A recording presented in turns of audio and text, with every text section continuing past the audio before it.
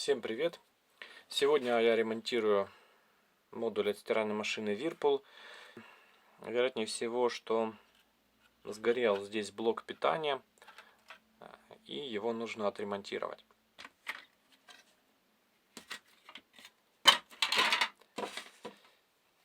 Итак, сделаем визуальный осмотр. На блоке питания здесь присутствует вот такая микросхема LNK 304. Да, вот тут появилась трещинка. Сейчас покажу. Вот она блестит здесь. Вот, поэтому эту микросхему однозначно будем менять. Также нужно проверить вот это сопротивление и вот этот дроссель. Попутно, конечно, нужно проверять еще также диоды, которые здесь находятся. Проверяем сопротивление. Да, действительно оно в обрыве. Проверяем также вот этот дроссель коричневый. Ну, дроссель у нас целый, поэтому менять его не будем. Для ремонта нам понадобятся, да, заменяемые детали. Да, это микросхема LNK 304. Также я поставлю вот такое гнездо, в которое будет вставляться вот эта микросхема. То есть в дальнейшем ремонт будет более легким, да, потому что здесь нужно будет всего лишь вынять эту микросхему и вставить новую. Также у нас сопротивление. Мы откусываем вот эти ножки с этой части микросхемы. Это упростит нам демонтаж этой микросхемы. Можно это сделать тоже и с другими ножками.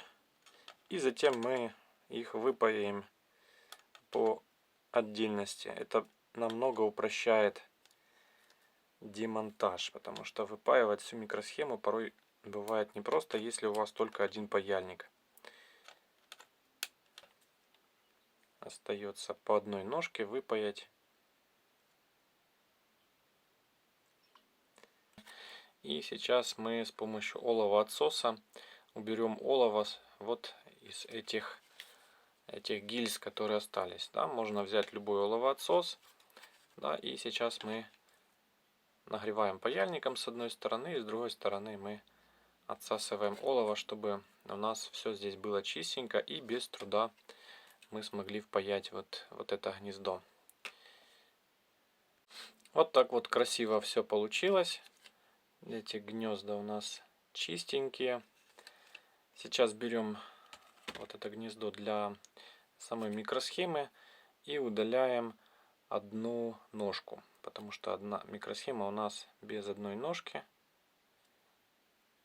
Так удаляем и берем, аккуратно вставляем в плату.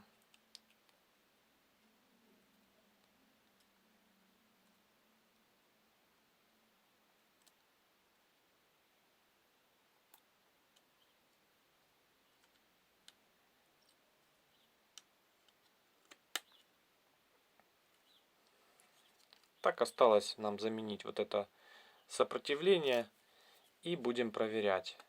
Здесь тоже можно сделать это кусачками. И затем выпаиваем ножки.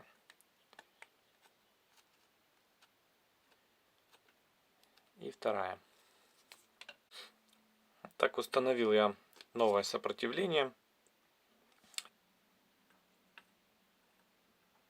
Чтобы проверить модуль, я советую делать это через контрольную лампу, чтобы защитить от короткого замыкания. Почему? Потому что неизвестно, в каком состоянии даже новая микросхема. Она тоже может быть неисправная, поэтому она может снова сгореть. Либо какие-то элементы еще могут быть находиться в коротком замыкании. И таким образом лампа она защитит. Вот. И на один провод я подключил вот лампу настольную. Сейчас подаю питание и смотрим на лампочки. Ну, все нормально. Модуль загорелся. Точно так же можно сейчас уже включить без лампы. Подать питание напрямую. Смело.